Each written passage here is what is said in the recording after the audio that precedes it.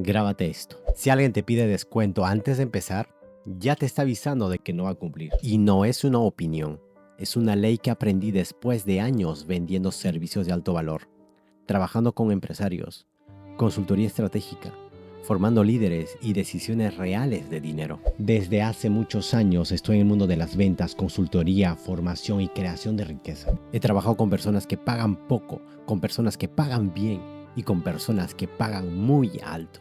Y quiero decirte algo que casi nadie se atreve a decirte en redes. El precio que paga alguien determina su nivel de compromiso, no su discurso, no sus ganas, no sus promesas, su pago. En mi consultoría ocurrió algo que se repitió tantas veces que dejó de ser coincidencia. Cada vez que alguien entraba pagando el precio completo, sin negociar, sin ajustes y sin excusas, cumplía. Cumplía fechas, cumplía acuerdos, cumplía procesos y obtenía resultados. Pero cada vez que alguien pedía rebaja, plazos especiales, excepciones y sobre todo, ayúdame esta vez, no cumplía los tratos, no respetaba los tiempos, no ejecutaba y terminaba fallando. Y no porque no pudiera, sino porque no había hecho el sacrificio psicológico del precio completo. Aquí está la verdad que separa a los amateurs de los profesionales. Cuando vendes barato, atraes personas que buscan alivio. Cuando vendes premium, atraes personas que buscan resultados. El cliente barato compra para ver qué pasa. El cliente premium compra porque ya decidió. Y cuando tú bajas tu precio por miedo a perder la venta, lo que haces es esto.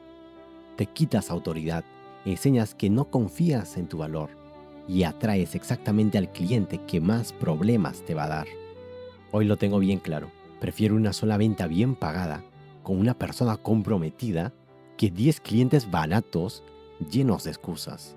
Porque el dinero no solo es un intercambio económico, es un filtro de carácter.